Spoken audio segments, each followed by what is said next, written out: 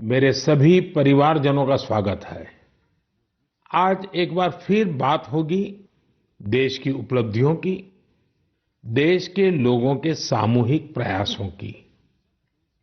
21वीं सदी के भारत में कितना ही कुछ ऐसा हो रहा है जो विकसित भारत की नींव मजबूत कर रहा है। जैसे इस 23 अगस्त को ही हम सब देशवासियों ने पहला नेशनल स्पेस डे मनाया। मुझे विश्वास है कि आप सबने इस दिन को सेलिब्रेट किया होगा। एक बार फिर चंद्रयान 3 की सफलता का जश्न मनाया होगा। पिछले वर्ष इसी दिन चंद्रयान 3 ने चांद के दक्षिणी हिस्से में शिव शक्ति पॉइंट पर सफलतापूर्वक लैंडिंग की थी। भारत इस गौरवपूर्ण उपलब्धि को हासिल करने वाला दुनिया का पहला देश बना। साथियों, देश के युवाओं को स्पेस सेक्टर रिफॉर्म से भी काफी फायदा हुआ है। इसलिए मैंने सोचा कि क्यों न आज मन की बात में स्पेस सेक्टर से जुड़े अपने कुछ युवा साथियों से बात की जाए। मेरे साथ बात करने के लिए स्पेस टेक स्टार्टअप गैलेक्स आई की टीम जुड़ रही है। इस स्टार्टअप को आईआईटी मद्रास के एलुमनी ने शुरू किया था। ये सारे नौजवान आज हमारे साथ फोन लाइन पर मौजूद है। सुयश, डेनिल, रक्षित, किशन और प्रणीत। आइए इन युवाओं के अनुभवों को जानते हैं। हेलो। हेलो। हेलो। नमस्ते जी। नमस्कार सर। अच्छा साथियों, मुझे ये देखकर खुशी होती है कि आईआईटी मद्रास के दौरान हुई आपकी दोस्ती आज भी मजबूती से कायम है। यही वजह है कि आपने मिलकर गैलेक्स आई शुरू करने का फैसला किया। और मैं आज जरा उसके विषय में भी जानना चाहता हूँ। इस बारे में बताइए। इसके साथ ही ये भी बताएं कि आपकी टेक्नोलॉजी से देश को कितना लाभ होने वाला है। जी, मेरा नाम सुयश है। हम लोग साथ में, जैसा आपने बोला, सब लोग साथ में आईआईटी मद्रास में मिले। वहीं पर हम लोग सब पढ़ाई कर रहे थे, अलग अलग ईयर्स में थे अपने इंजीनियरिंग के। और उसी वक्त हम लोगों ने सोचा कि एक हाइपरलूप नाम का एक प्रोजेक्ट है जो हम लोग चाहते थे साथ में करेंगे। उसी दौरान हमने एक टीम की शुरुआत की, उसका नाम था आविष्कार हाइपरलूप, जिसको लेकर हम लोग अमेरिका भी गए। उस साल हम एशिया की इकलौती टीम थी जो वहां गई और हमारे देश का जो झंडा है उसको हमने फहराया। और हम टॉप 20 टीम्स में से थे, जो out of around 1500 teams around the world.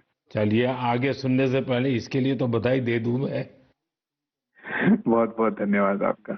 उसी उपलब्धि के दौरान हम लोगों की दोस्ती काफी गहरी हुई और इस तरीके के कठिन प्रोजेक्ट्स और टफ प्रोजेक्ट्स को करने का कॉन्फिडेंस भी आया।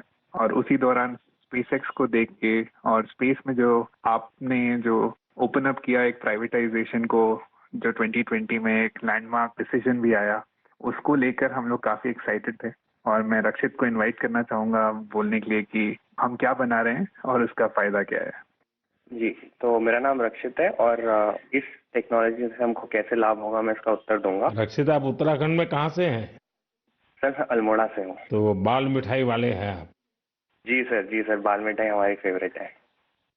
वो हमारा जो लक्ष्य सेन है ना, वो मेरे लिए रेगुलरली बाल मिठाई खिलाता रहता है मुझे। हाँ रक्षित, बताइए।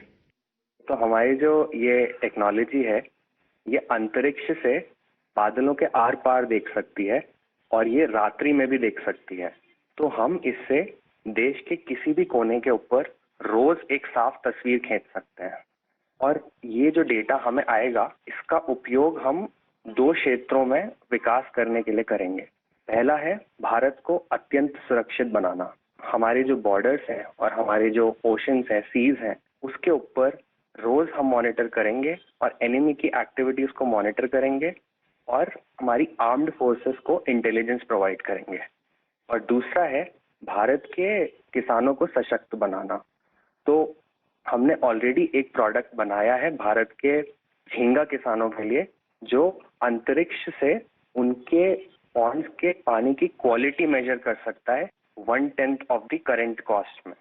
और हम चाहते हैं आगे जाते हुए हम दुनिया के लिए best quality satellite images generate करें, और जो ग्लोबल इश्यूज हैं, ग्लोबल वार्मिंग जैसे, इससे लड़ने के लिए हम दुनिया को best quality satellite data provide करें। इसका मतलब हुआ कि आपकी टोली जय जवान भी करेगी, जय किसान भी करेगी। जी सर, बिल्कुल। साथियों, आप इतना अच्छा काम कर रहे हैं, मैं ये भी जानना चाहता हूं कि आपकी इस टेक्नोलॉजी का प्रिसीजन कितना है। सर, हम लेस देन 50 सेंटीमीटर के रेजोल्यूशन तक जा पाएंगे, और हम एक बार में approximately more than 300 square kilometre area को इमेज कर पाएंगे। चलिए, मैं समझता हूं कि ये बात जब देशवासी सुनेंगे तो उनको बड़ा गर्व होगा, लेकिन मैं एक और सवाल पूछना चाहूंगा। जी सर। स्पेस इकोसिस्टम बहुत ही वाइब्रेंट हो रहा है। अब आपकी टीम इसमें क्या बदलाव देख रहे हैं? मेरा नाम किशन है। हमने ये गैलेक्साई शुरू होने के बाद से ही हमने इन स्पेस आते हुए देखा है, और काफी सारे पॉलिसीज आते हुए देखे हैं, ये जैसे कि geospatial data policy and Indian space policy. और हमने पिछले 3 साल में काफी बदलाव आते हुए देखा है, और काफी प्रोसेसेस और काफी इंफ्रास्ट्रक्चर और काफी फैसिलिटीज इसरो के ये अवेलेबल और काफी अच्छे तरीके से हुए हैं। जैसे कि हम इसरो में जाके टेस्टिंग कर सकते हैं हमारे हार्डवेयर का, ये काफी आसान तरीके से अभी हो सकता है। 3 साल पहले वो प्रोसेसेस उतने नहीं थे, और ये काफी हेल्पफुल रहा है हमारे लिए और काफी और स्टार्टअप्स के लिए भी। और रीसेंट एफडीआई पॉलिसीज की वजह से और ये फैसिलिटीज अवेलेबिलिटी की वजह से और स्टार्टअप्स को आने के लिए काफी इंसेंटिव है, और ऐसे स्टार्टअप्स आके काफी इजीली और काफी अच्छे से डेवलपमेंट कर सकते हैं ऐसी फील्ड में जिसमें यूजुअली डेवलपमेंट करना बहुत कॉस्टली और टाइम कंज्यूमिंग रहता है। बट करंट पॉलिसीज और इन स्पेस के आने के बाद काफी चीजें आसान हुई है स्टार्टअप्स के लिए। मेरे मित्र डेनियल चावड़ा भी इस पे कुछ और बोलना चाहेंगे। डेनियल, बताइए। सर, हमने एक और चीज ऑब्जर्व किया है। हमने देखा है कि जो इंजीनियरिंग के छात्र हैं उनकी सोच में बदलाव देखा है। वो पहले बाहर जाके हायर स्टडीज परस्यू करना चाहते थे और वहाँ काम करना चाहते थे और स्पेस डोमेन में, बट अब क्योंकि इंडिया में स्पेस इकोसिस्टम बहुत अच्छी तरीके से आ रहा है, तो इस कारण वो लोग इंडिया वापस आके इस इकोसिस्टम के पार्ट बनना चाहते हैं। तो ये काफी अच्छा फीडबैक हमें मिला है, और हमारे खुद की कंपनी में कुछ लोग वापस आके काम कर रहे हैं इसी वजह से। मुझे लगता है कि आपने दोनों जो पहलू बताए हैं, किशन ने और डेनियल दोनों ने, मैं जरूर मानता हूं कि बहुत से लोगों का इस तरफ ध्यान नहीं गया होगा कि एक क्षेत्र में जब रिफॉर्म होता है तो रिफॉर्म का कितने मल्टीपल इफेक्ट्स होते हैं, कितने लोगों का लाभ होता है, और जो आपके वर्णन से, और क्योंकि आप उस फील्ड में हैं तो आपको ध्यान में जरूर आता है, और आपने ऑब्जर्व भी किया है कि देश के नौजवान अब इस फील्ड में यहीं पर अपना भविष्य आजमाना चाहते हैं, अपने टैलेंट का उपयोग करना चाहते हैं। बहुत अच्छा ऑब्जर्वेशन है आपका। एक और सवाल मैं पूछना चाहूंगा, आप उन युवाओं को क्या संदेश देना चाहेंगे जो स्टार्टअप्स और स्पेस सेक्टर में सफलता हासिल करना चाहते हैं? मैं प्रणीत बात कर रहा हूँ और मैं एक सवाल का जवाब दूंगा। हाँ प्रणीत, बताइए। सर, मैं अपने कुछ सालों के एक्सपीरियंस से 2 चीजें बोलना चाहूंगा। सबसे पहली इज, अगर अपने को स्टार्टअप करना हो तो यही मौका है, क्योंकि पूरी दुनिया में इंडिया आज वो देश है जो वर्ल्ड का सबसे फास्टेस्ट ग्रोइंग इकोनॉमी है, और इसका मतलब ये हुआ कि अपने पास अपॉर्चुनिटी बहुत ज्यादा है। जैसे मैं 24 साल की उम्र में ये सोच के प्राउड फील करता हूँ कि अगले साल हमारी एक सैटेलाइट लॉन्च होगी जिसके बेसिस पे अपनी गवर्नमेंट कुछ मेजर डिसीजंस लेगी, और उसमें हमारा छोटा सा एक कंट्रीब्यूशन है। ऐसी कुछ नेशनल इम्पैक्ट की प्रोजेक्ट्स पे काम करने को मिले। ये ऐसी इंडस्ट्री और ये ऐसा टाइम है, गिवन कि ये स्पेस इंडस्ट्री आज अभी तो स्टार्ट हो रही है। तो मैं अपने युवा दोस्तों को यही बोलना चाहूंगा कि ये अपॉर्चुनिटी ना सिर्फ इम्पैक्ट की बट ऑल्सो उनके खुद के फाइनेंशियल ग्रोथ की और एक ग्लोबल प्रॉब्लम सॉल्व करने की है। तो हम आपस में यही बात करते हैं कि बचपन में हम ये बोलते थे कि बड़े होके एक्टर बनेंगे, स्पोर्ट्समैन बनेंगे या ऐसे कुछ चीजें होती थी। बट आज अगर हम ये सुने कि कोई बड़ा होके ये बोलता है कि मुझे बड़ा होके एंटरप्रेन्योर बनना है, स्पेस इंडस्ट्री में काम करना है, ये हमारे लिए बहुत प्राउड मोमेंट है कि हम इस पूरे ट्रांसफॉर्मेशन में एक छोटा सा पार्ट प्ले कर पाए। साथियों, एक प्रकार से प्रणीत, किशन, डेनिल, रक्षित, सुयश, जितनी मजबूत आपकी दोस्ती है उतना ही मजबूत आपका स्टार्टअप भी है। तभी तो आप लोग इतना शानदार काम कर रहे हैं।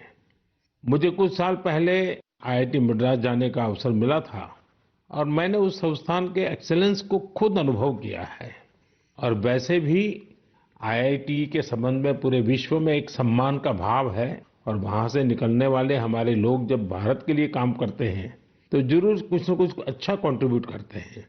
आप सभी को और स्पेस सेक्टर में काम करने वाले दूसरे सभी स्टार्टअप्स को मेरी बहुत बहुत शुभकामनाएं हैं।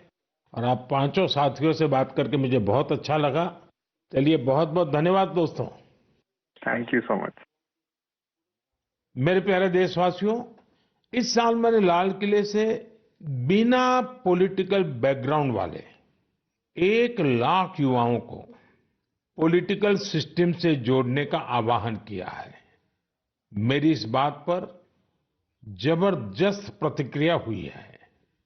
इससे पता चलता है कि कितनी बड़ी संख्या में हमारे युवा राजनीति में आने को तैयार बैठे हैं।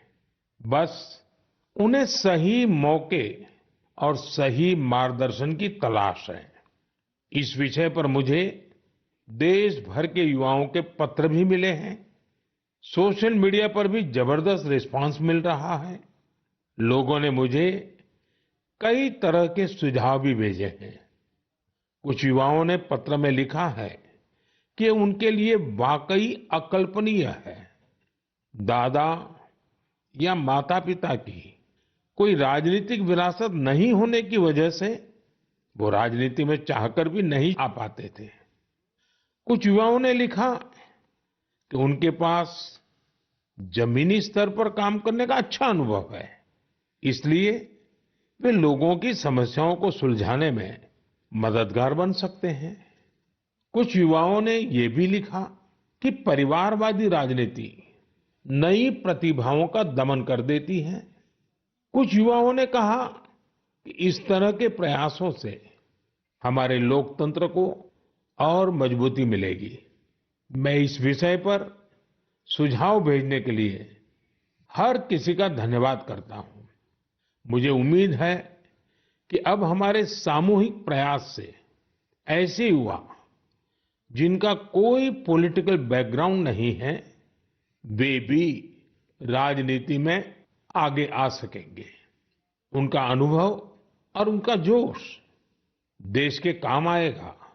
साथियों, स्वतंत्रता संग्राम के दौरान भी समाज के हर क्षेत्र से ऐसे अनेकों लोग सामने आए थे जिनकी कोई राजनीतिक पृष्ठभूमि नहीं थी।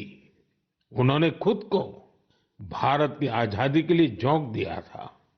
आज हमें विकसित भारत का लक्ष्य पाने के लिए एक बार फिर उसी स्पिरिट की जरूरत है। मैं अपने सभी युवा साथियों को कहूंगा, इस अभियान से जरूर जुड़े। आपका ये कदम अपने और देश के भविष्य को बदलने वाला होगा। मेरे प्यारे देशवासियों, हर घर तिरंगा और पूरा देश तिरंगा। इस बार ये अभियान अपनी पूरी ऊंचाई पर रहा। देश के कोने कोने से इस अभियान से जुड़ी अद्भुत तस्वीरें सामने आई। हमने घरों पर तिरंगा लहराते देखा, स्कूल, कॉलेज, यूनिवर्सिटी में तिरंगा देखा। लोगों ने अपनी दुकानों, दफ्तरों में तिरंगा लगाया। लोगों ने अपने डेस्कटॉप, मोबाइल और गाड़ियों में भी तिरंगा लगाया। जब लोग एक साथ जुड़कर अपनी भावना प्रकट करते हैं, तो इसी तरह हर अभियान को 4 चांद लग जाते हैं। अभी आप अपनी टीवी स्क्रीन पर जो तस्वीरें देख रहे हैं, ये जम्मू कश्मीर के रियासी की है। यहाँ 750 मीटर लंबे झंडे के साथ तिरंगा रैली निकाली गई और ये रैली दुनिया के सबसे ऊंचे चिनाब रेलवे ब्रिज पर निकाली गई। जिसने भी इन तस्वीरों को देखा, उसका मन खुशी से झूम उठा। श्रीनगर के डल लेक में भी तिरंगा यात्रा की मनमोहक तस्वीरें हम सब ने देखी। अरुणाचल प्रदेश के ईस्ट कामेंग जिले में भी 600 फीट लंबे तिरंगे के साथ यात्रा निकाली गई।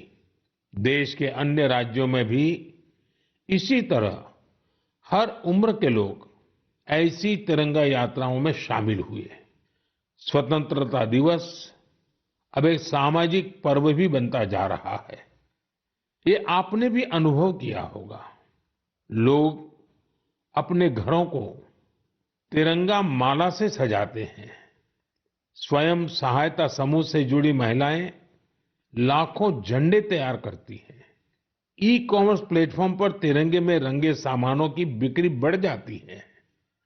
स्वतंत्रता दिवस के अवसर पर देश के हर कोने, जल, थल, नभ, हर जगह हमारे झंडे के 3 रंग दिखाई दिए। हर घर तिरंगा वेबसाइट पर 5 करोड़ से ज्यादा सेल्फी भी पोस्ट की गई। इस अभियान ने पूरे देश को एक सूत्र में बांध दिया है और यही तो एक भारत श्रेष्ठ भारत है। मेरे प्यारे देशवासियों, इंसानों और जानवरों के प्यार पर आपने कितनी सारी फिल्में देखी होगी, लेकिन एक रियल स्टोरी इन दिनों असम में बन रही है। असम में तिनसुकिया जिले के एक छोटे से गांव बारेकुरी में मोरान समुदाय के लोग रहते हैं और इसी गांव में रहते हैं हुलॉक गिबन, जिन्हें यहां होलो बंदर कहा जाता है। हुलॉक गिबन्स ने इस गांव में ही अपना बसेरा बना लिया है।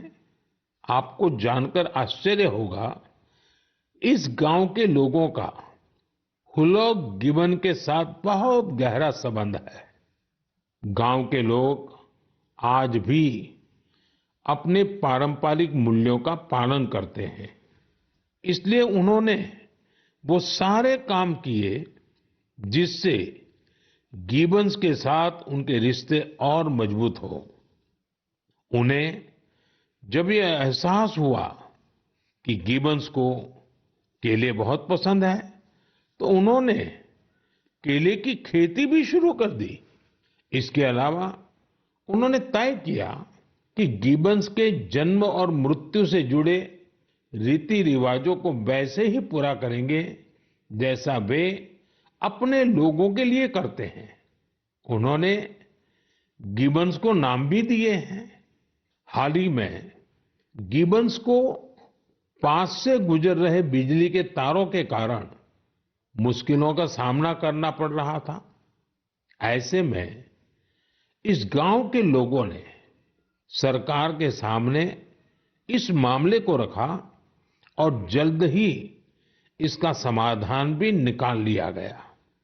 मुझे बताया गया है कि अब ये गिबन्स तस्वीरों के लिए पोज भी देते हैं।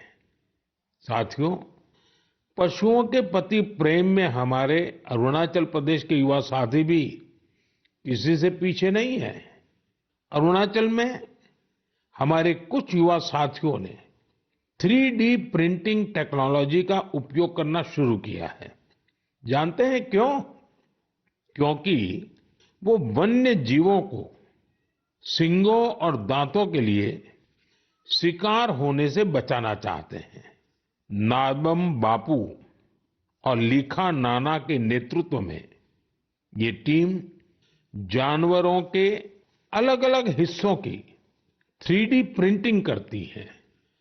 जानवरों के सींग हो, दांत हो, ये सब 3D प्रिंटिंग से तैयार होते हैं। इससे फिर ड्रेस और टोपी जैसी चीजें बनाई जाती हैं। ये गजब का अल्टरनेटिव है जिसमें बायोडिग्रेडेबल मटेरियल का उपयोग होता है। ऐसे अद्भुत प्रयासों की जितनी भी सराहना की जाए कम है। मैं तो कहूंगा अधिक से अधिक स्टार्टअप्स इस क्षेत्र में सामने आए ताकि हमारे पशुओं की रक्षा हो सके और परंपरा भी चलती रहे। मेरे प्यारे देशवासियों, मध्य प्रदेश के झाबुआ में कुछ ऐसा शानदार हो रहा है जिसे आपको जरूर जानना चाहिए। वहां पर हमारे सफाई कर्मी भाई बहनों ने कमाल कर दिया है। इन भाई बहनों ने हमें वेस्ट टू वेल्थ का संदेश सच्चाई में बदल कर दिखाया है। इस टीम ने झाबुआ के एक पार्क में कचरे से अद्भुत आर्टवर्क तैयार किया है। अपने इस काम के लिए उन्होंने आसपास के क्षेत्रों से प्लास्टिक वेस्ट, इस्तेमाल की हुई बॉटल्स, टायर्स और पाइप्स इकट्ठा किए। इन आर्ट वर्क्स में हेलीकॉप्टर, कार और तोपें भी शामिल हैं। खूबसूरत हैंगिंग फ्लावर पॉट्स भी बनाए गए हैं।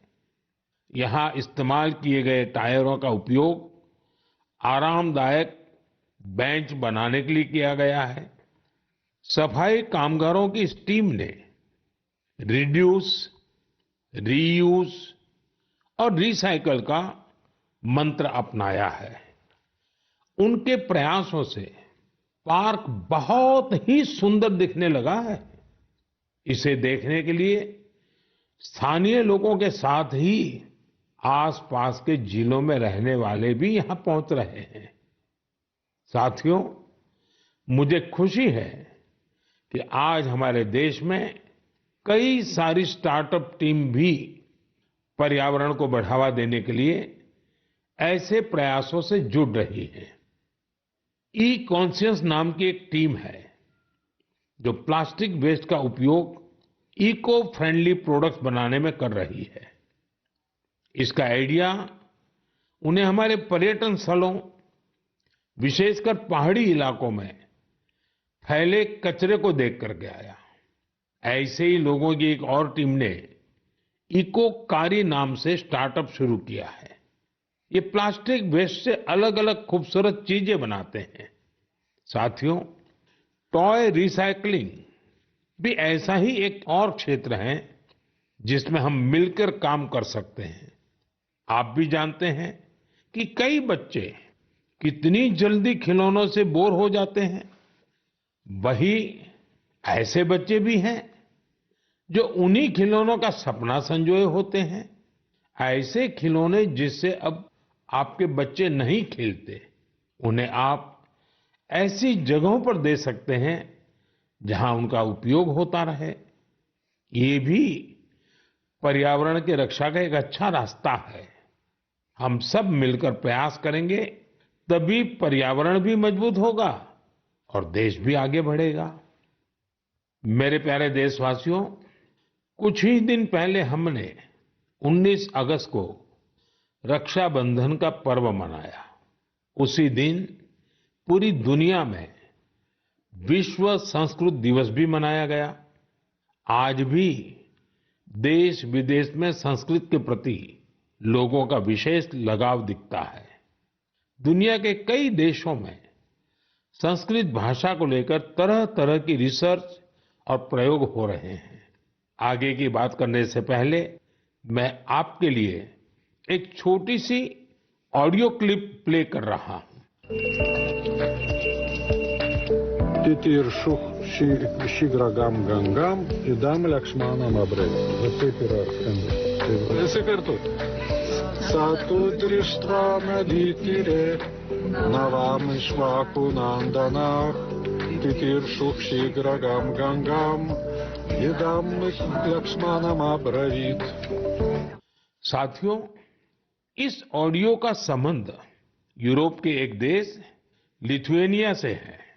वहां एक प्रोफेसर विदोनस ने एक अनूठा प्रयास किया है और इसे नाम दिया है संस्कृत ऑन द रिवर्स।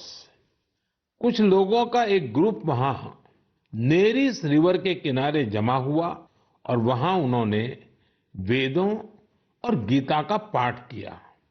यहां ऐसे प्रयास पिछले कुछ वर्षों से निरंतर जारी है। आप भी संस्कृत को आगे बढ़ाने वाले ऐसे प्रयासों को सामने लाते रहिए। मेरे प्यारे देशवासियों, हम सबके जीवन में फिटनेस का बहुत महत्व है। फिट रहने के लिए हमें अपने खान पान, रहन सहन सब पर ध्यान देना होता है। लोगों को फिटनेस के प्रति जागरूक करने के लिए ही फिट इंडिया अभियान की शुरुआत की गई। स्वस्थ रहने के लिए आज हर आयु, हर वर्ग के लोग योग को अपना रहे हैं।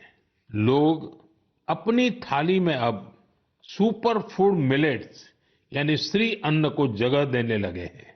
इन सभी प्रयासों का उद्देश्य यही है कि हर परिवार स्वस्थ हो।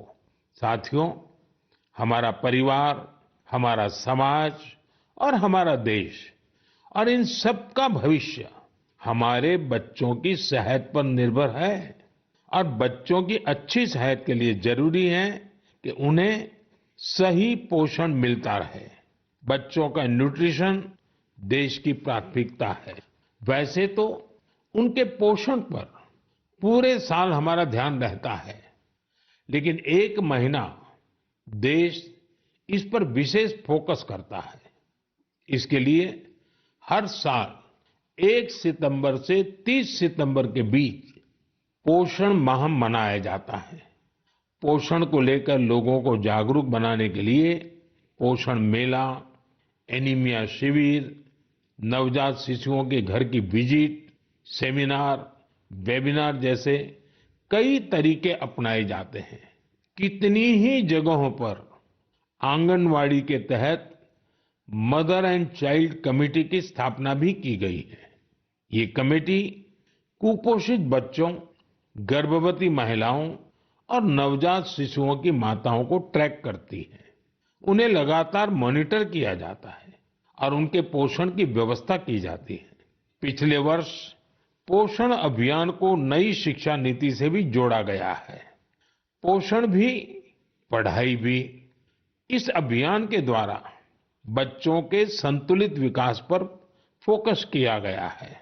आपको भी अपने क्षेत्र में पोषण के प्रति जागरूकता वाले अभियान से जरूर जुड़ना चाहिए।